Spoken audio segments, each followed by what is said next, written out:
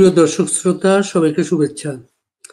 আজকে আমাদের অতিথি আবার আমাদের প্রিয় একজন মানুষ, আওয়ামী লীগের সাধারণ সম্পাদক ওবায়দুল কাদের। ওবায়দুল কাদের দীর্ঘদিন ধরে রাজনীতির সঙ্গে জড়িত, মুক্তিযুদ্ধ করেছেন, সাংবাদিকতা করেছেন, ছাত্রলীগের শীর্ষ পদে ছিলেন এবং আওয়ামী লীগের দ্বিতীয় প্রধান ব্যক্তি। আজ বাংলাদেশে বিশেষ একটা পরিস্থিতি সামনে, আওয়ামী লীগের প্রতিষ্ঠা বার্ষিকী আসছে 23শে জুন। 23শে জুনকে সামনে রেখে আমরা তার সাথে কথা বলবো। জনাব ওবায়দুল কাদের, আপনাকে শুভেচ্ছা, স্বাগতম আমাদের অনুষ্ঠানে। আপনাকেও। 23শে জুন সামনে আপনার। গত বছর 23শে জুন আপনারা বাংলাদেশে ছিলেন, বিশেষ পরিস্থিতি, অন্য পরিস্থিতি, আপনার অনুকূল একটা পরিস্থিতি ছিল। আজকে 23শে জুনকে কিভাবে দেখেন আপনি?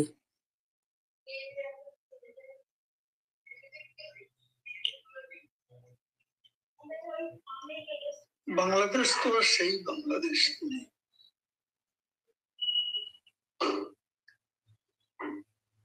যখন আমরা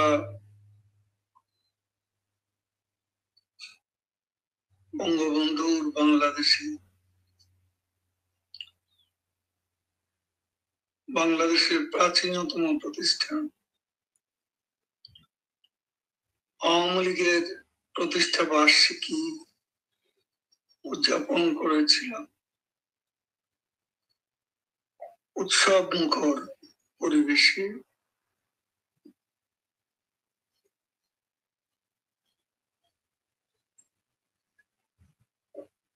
সেই বাংলাদেশ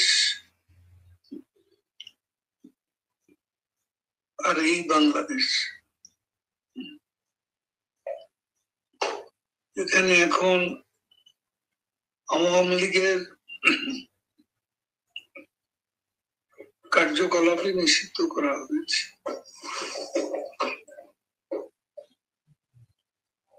সেখানে আওয়ামী লীগের প্রতিষ্ঠা বার্ষিকী উদযাপন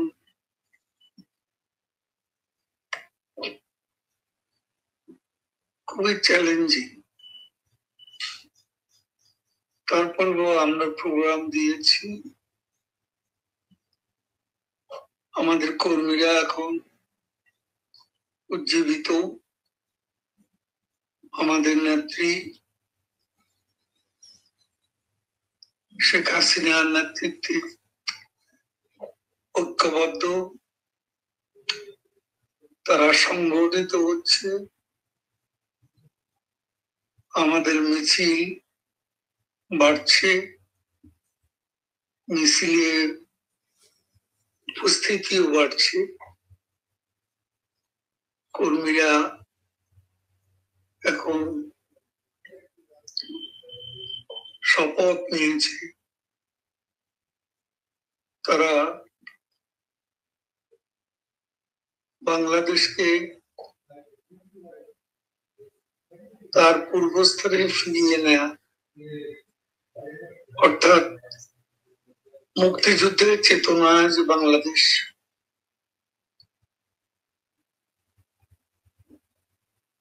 সেই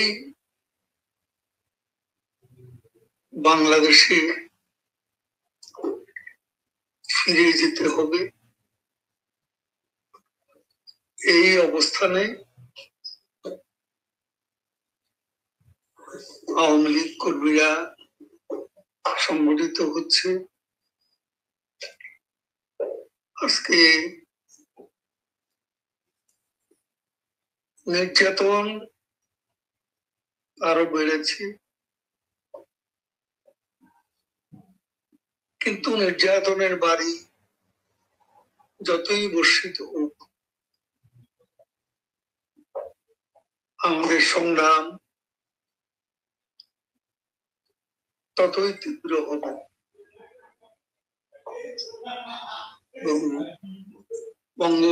বঙ্গবন্ধু কন্যা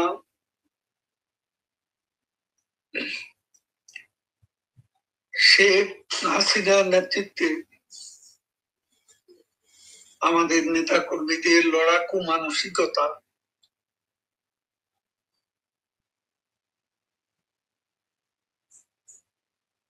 অবশ্যই বাংলাদেশকে বিজয়ের দ্বার প্রান্তে নিয়ে যাবে। আওয়ামী লীগ আমি আপনার কথা মোটামুটি আপনার ভূমিকাটা আমি পেয়েছি। আমি একটু আপনার সাথে সংযুক্ত করি আপনার সাথে। গত বছর 23শে জুন আওয়ামী লীগের প্রতিষ্ঠা বার্ষিকীর দিনে বর্তমান সেনাবাহিনী প্রধানকে নিয়োগ দেওয়া হয়েছিল এবং আওয়ামী লীগের প্রতিষ্ঠা বার্ষিকীর দিনে খুব স্বাভাবিক একটা আপনাদের কর্মসূচি ছিল, আপনারা 32 নম্বরে বঙ্গবন্ধুর প্রতিকৃতিতে পুষ্পার্ঘ্য অর্পণ করতেন। নানা কর্মসূচির মানে দিনের সূচনা হতো এভাবেই মোটামুটি। সেই 23শে জুন বর্তমান সেনাপ্রধান দায়িত্ব পাবার পরে তিনিও সেই প্রতিকৃতিতে পুষ্পার্ঘ্য অর্পণ করেছিলেন। পরে তিনি টুঙ্গিপাড়াও গিয়েছিলেন। 24শে জুন গত বছর এর একদিন পরে হাইকোর্টে এই যে কোটার বিষয়টা একটা সিদ্ধান্ত আসে, এটাকে কেন্দ্র করে বাংলাদেশ উত্তাল হয়ে ওঠে।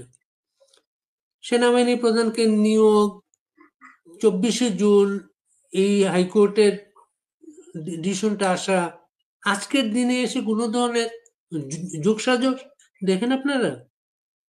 আমি তো আওয়ামী লীগের প্রসঙ্গটাই শেষ করলাম না।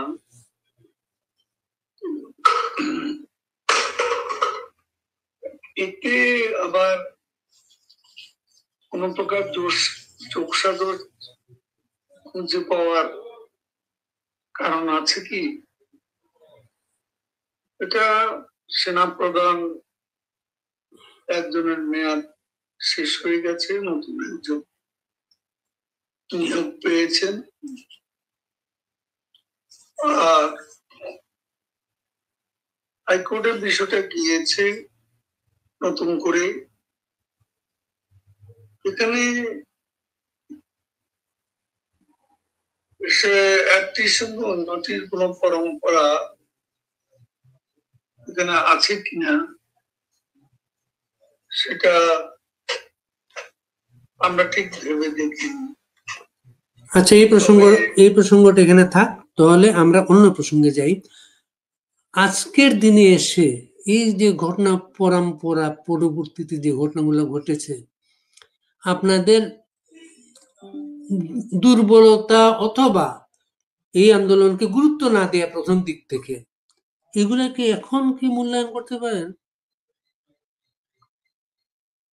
সেটা তো আলোচনা আছে, চর্চা আছে, নিজেদের মধ্যে আমাদের কথাবার্তা আছে, আত্মবিশ্লেষণ আছে, আত্মসমালোচনা আছে। কারণ আত্মশুদ্ধির জন্য আত্মসমালোচনা অপরিহার্য। এটা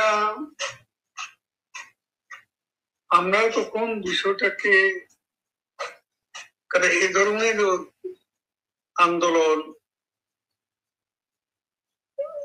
বিশেষ করে ছাত্রদের নিয়ে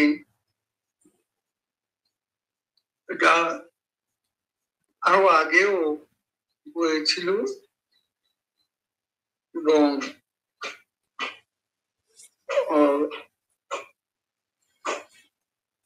নিরাপদ সড়কের দাবি তো ছাত্রদের একটা আন্দোলন হয়েছিল। সে আন্দোলনও একটা পর্যায়ে থেমে গিয়েছে। সেটা অন্য কোনো ইস্যু সেখানে আসেনি, কিন্তু এবারকার বিষয়টা একটু ভিন্ন। এখানে আমার মনে হয় পরিকল্পিত ভাবেই এই আন্দোলনটি সূত্রপাত হয়েছে এবং এখানে লক্ষ্য করার বিষয়, এই আন্দোলনের মূল অংশ হচ্ছে স্বাধীনতা বিরোধী সাম্প্রদায়িক উগ্রপন্থীরা এখানে পাকিস্তানি লস্করে তৈয়বার টেরোরিস্ট আন্দোলনের সঙ্গে যোগ দিয়েছিল, এটা তারা দেরিতে হলেও স্বীকার করেছে। এখানে জামাতে ইসলামী এবং ইসলামিস্ট অর্গানাইজেশন এর সঙ্গে টেরোরিস্টদের সঙ্গে মিলিটেন্ট সঙ্গে মিস্ট্রিয়ান্স লুটার্স এ ধরনের লোকেরাও যোগ দিয়েছিল এবং শেষ পর্যন্ত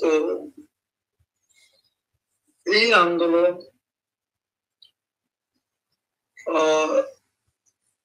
তীব্রতা পেয়েছে, কিন্তু আমরা এটাকে মাস আফসোস বলতে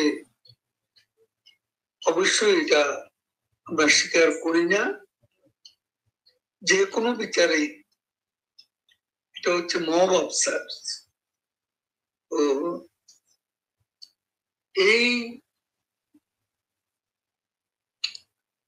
আফসারের পরিণতি কি দাঁড়াবে, সেটা সরকার পতনের পর্যায়ে যাবে,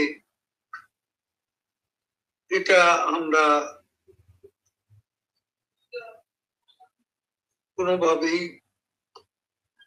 আমরা এটা মনে করিনি, ভাবিনি।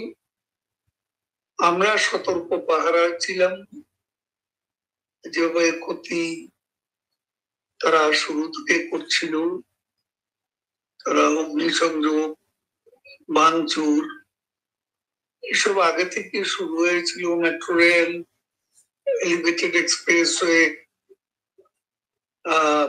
এসব স্থাপনা শেখ হাসিনার আমলে নির্মিত স্থাপনাগুলো আগুন দিয়ে উড়িয়ে দেওয়া হচ্ছিল, ভাঙচুর করা হচ্ছিল। তখনই আমরা ভাবছি যে এদের উদ্দেশ্য খুব খারাপ।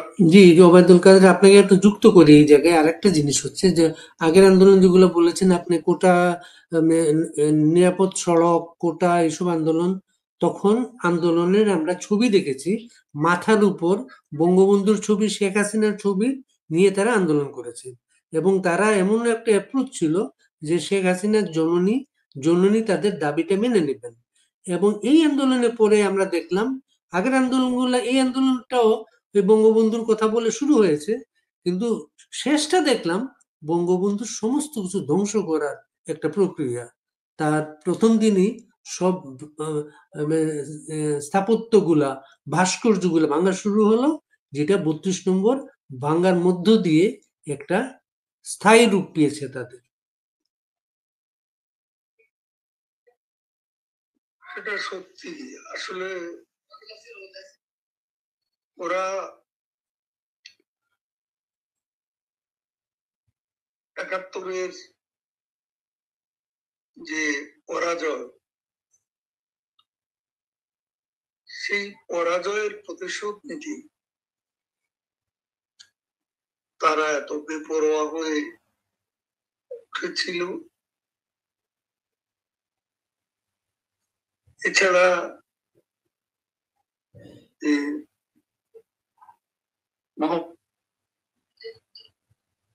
নিজস্ব একটা এজেন্ডাও ছিল। তিনি 666 কোটি টাকার যে ট্যাক্স এভিশন মামলায় জড়িয়েছিল এবং তার মধ্যে একটা প্রতিশোধ প্রবণতা কাজ করছিল, এবং এই লোকটি যে কে কিভাবে নেবেন আমরা জানি না, এই লোকটি আসলে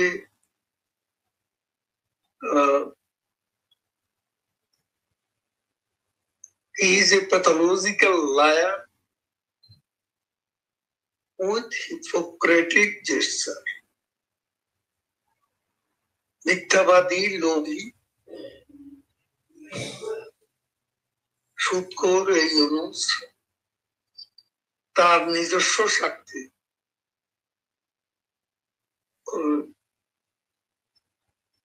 যে রিসেট বাটন প্রেস করেছিল, এটার লক্ষ্যই ছিল বাংলাদেশকে ডিস্টেবিলাইজ করা, বাংলাদেশ সৃষ্টির যে চেতনা, যে মূল্যবোধ, স্বাধীনতার যে আদর্শ এবং বাংলাদেশের জাতির জনক বঙ্গবন্ধু শেখ মুজিবের অবদান, এটা অস্বীকার করানো, এটাকে একেবারে রিসেট করে নতুন বাংলাদেশের স্বপ্ন দেখেছিল ইউনূস গঙ্গা, এবং সেটাই তারা করে চলছে। বঙ্গবন্ধুর স্ট্যাচু গুলো টেক ডাউন করা, ভ্যান্ডালাইজ করা এবং পরবর্তীতে তারা বঙ্গবন্ধুর ঐতিহাসিক ভবন, বঙ্গবন্ধু ভবন ধানমন্ডি ৩২ নম্বর, যে বাড়িতে বসে বঙ্গবন্ধু সে ২৬শে মার্চ রাত ১২টায় মধ্যরাতে স্বাধীনতা ডাক দিয়েছে, সেই বঙ্গবন্ধু ভবন তারা করেছে, যেখানে ক্রেন এবং বুলডোজার ব্যবহার করা হয়েছে, সরকারি সরবরাহ করেছে এবং বাহ্যত উশৃঙ্খল ছাত্রদের কাণ্ড এমন বলা হলেও এখানে সরকারের মদত ছিল, যেখানে প্রফেসর ইউনূস বলেছেন পুলিশ ভয়ে এটা রক্ষা করতে যায় নাই। সেটা সত্য। এখানে ইউনূস নিজেই তো সেখানে বাড়িটা ধ্বংস করার জন্য বুলডোজার সরবরাহ করেছে, সিটি কর্পোরেশনের বুলডোজার। এটা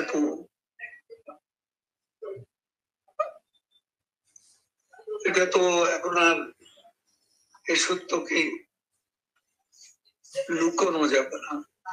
সত্য সত্য, সত্যের বন্যা অপ্রতিরোধ, এটা আমরা বিশ্বাস করি। আপনাদের বিরুদ্ধে যেসব কথাবার্তা গুলো বলা হয়, সেই বলার একটা কথা, আপনার কথা ব্যবহার করা খুব বেশি। আপনি বলতেন আওয়ামী লীগের পতন হলে 10 লাখ লোককে তারা হত্যা করবে, এই কথাটা তারা বারবার ব্যবহার করে। কিন্তু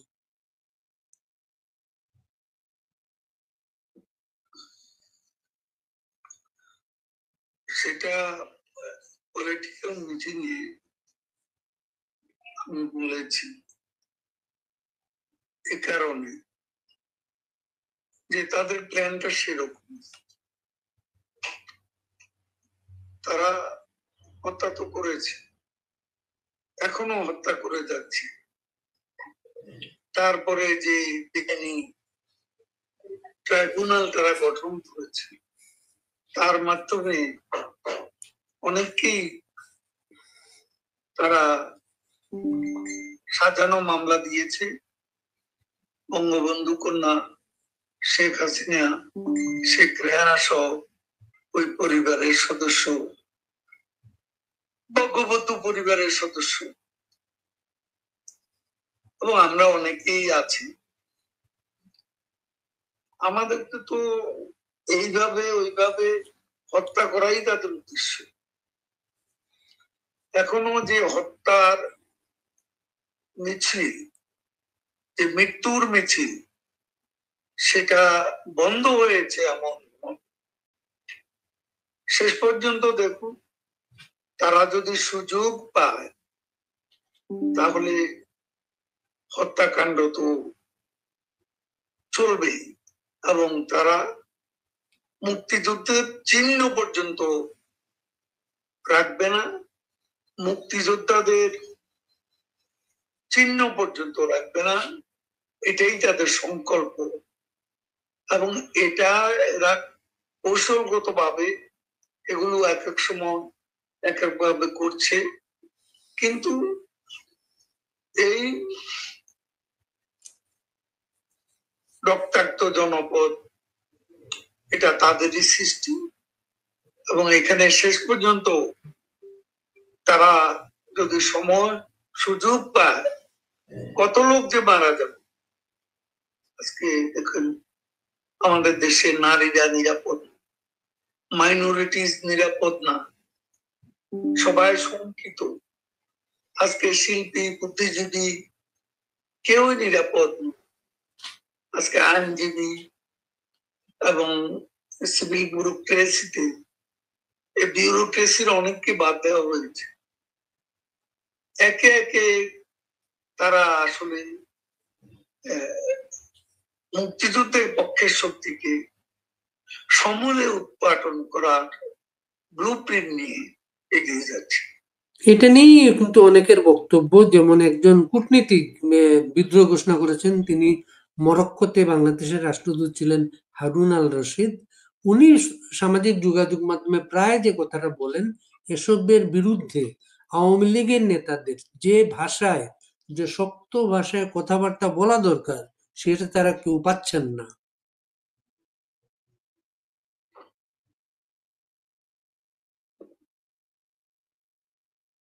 দেখুন, আমরা শক্ত ভাষা কাকে বলে? আমাদের নেতৃত্ব অনলাইন বৈঠকগুলোতে নেতা কর্মীদের সঙ্গে মত বিনিময় করছেন, সেখানে তো তিনি অত্যন্ত শক্ত ভাষায় কথা বলছেন, এবং তার কণ্ঠে কণ্ঠ মিলিয়ে আমরাও বক্তব্য দিতে শুরু করেছি।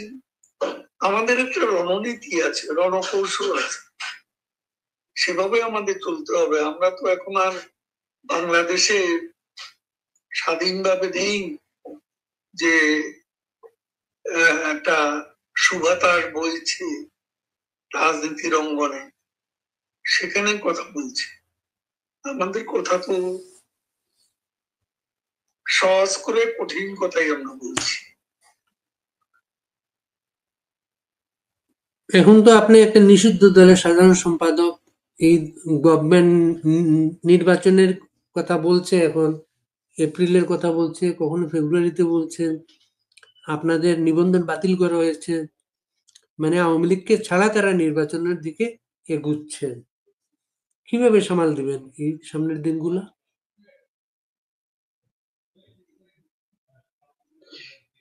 তারা আসলে নিজেরাই বিভক্ত। ক্ষমতার লোক সকলেরই আছে, কাজে এখানে কার ভাগাভাগি নিয়ে তাদের মধ্যে বিরোধ আছে। তবে তারা এক ব্যাপারে সবাই একমত, যে আওয়ামী লীগকে ঠেকাতে হবে। এই ব্যাপারে তারা সবাই ঐক্যবদ্ধ। তারা লন্ডনে বৈঠক করলো তারেক রহমানের সাথে, মোহাম্মদ ইউনূস, সেখানেও তাদের যে সিদ্ধান্ত, ফেব্রুয়ারির ইলেকশন সেটা একটা লোক দেখানো বিষয়, আর তার সঙ্গে অন্য যে শরীররা আছে বিএনপি ছাড়া, এনসিপি, জামাত সহ ইসলামিস্ট গ্রুপগুলো, তারা কিন্তু তারা এপ্রিলের ব্যাপারে ঐক্যবদ্ধ ছিল, যেখানে বিএনপি ভিন্ন মত ছিল, যেখানে এসে দেখা গেল বিএনপির সাথে একটা ঐক্যমত্য রমজানের আগে ইলেকশন। আসলে এরা সকলেই, তাদের মধ্যে ভিন্ন মত আছে, কিন্তু তারা ঐক্যবদ্ধভাবে আওয়ামী লীগকে নির্বাচনে আসতে দেবে না, এটাই তাদের এজেন্ডা। এবং আমরাও মনে করি বাংলাদেশে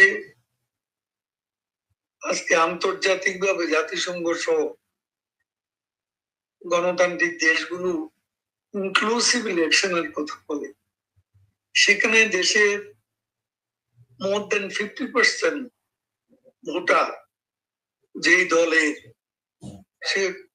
সেটা হচ্ছে আওয়ামী লীগ। এখন এই আওয়ামী লীগকে বাইরে রেখে কোনোদিনও ইনক্লুসিভ ইম্পার্শিয়াল ইলেকশন হতে পারে না। কাজে এই ইলেকশনের ভাগ্য সরু সুতায় ঝুলছে বলে আমাদের মনে হচ্ছে। মানে আপনি বলতে চাচ্ছেন ইলেকশনই হবে না? আমার তো মনে হয় ইলেকশনকে প্রতিহত করার কোন চিন্তা আপনাদের মাঝে আছে? আমি তো বলেছি আমাদের অনেকই আছে, রণকৌশল আছে, আমরা সংগঠিত হচ্ছি এবং লড়াই করার জন্য আমরা সংগঠিত হচ্ছি। We are fighting for the soul of Bangladesh. আমরা বাংলাদেশের আত্মার জন্য, লস্ট সোল, হারিয়ে যাওয়া আত্মার জন্য করছি। এই লড়াই চলবে, এর জন্য যত কঠিন লড়াই করতে আমরা করব। প্রফেসর ইউনূস এখন বাংলাদেশের দণ্ডমুণ্ডের কর্তা। তিনি লন্ডনে একটা সাক্ষাৎকারে এবার বলেছেন, প্রশ্ন তুলেছেন আওয়ামী লীগ কোন রাজনৈতিক দল কিনা, এই নিয়ে প্রশ্ন তুলেছেন তিনি। বললাম তো, আমি তো আগেই বলেছি এই লোকটি এখন পুরোপুরি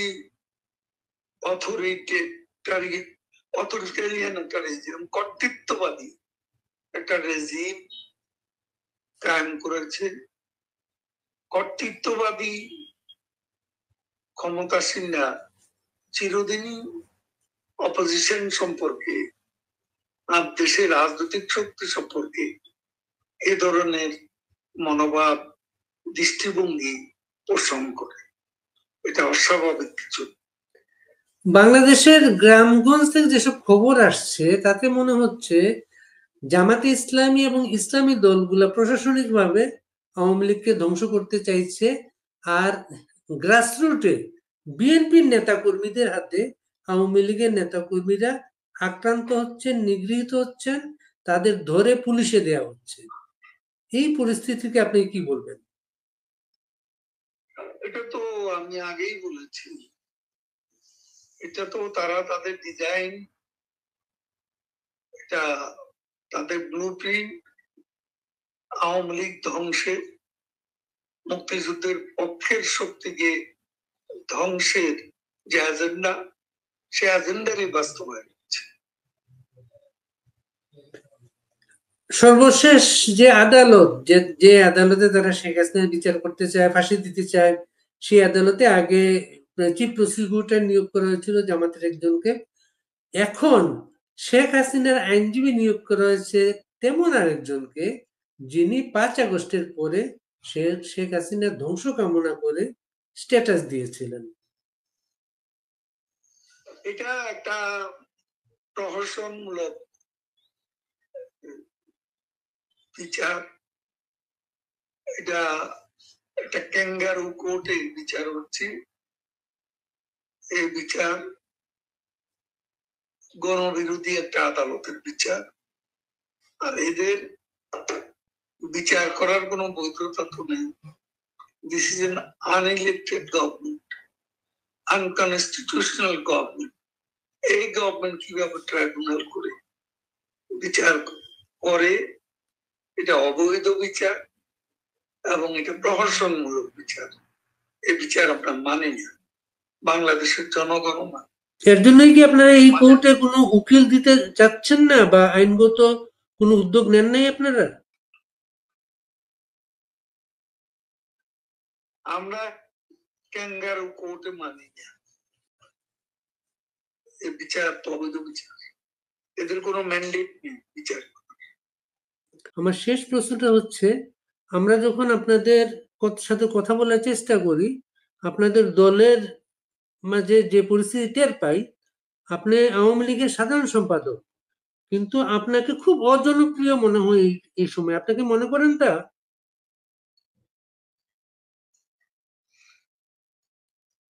এখন একটা পরিবর্তিত পরিস্থিতি, কে কতটা জনপ্রিয় এটা বিচার করার সময় এখনো আসেনি। বা আপনি কি কখনো চিন্তা করেছেন আওয়ামী লীগে আপনি শারীরিক অসুস্থ মনে করেছেন, আওয়ামী লীগের পদ থেকে আপনার সরে যাওয়া উচিত? কেন আমি সরে যাব? দল যদি মনে করে, আমাদের নেত্রী যদি মনে করেন, এখন এসব পরিবর্তনের প্রশ্ন তো আসে না। মানে কাউন্সিলই আপনাদের নেতৃত্ব পরিবর্তন করে। এখন কিসের কাউন্সিল হবে? এখন আপনারা যুদ্ধে আছেন, তাই তো?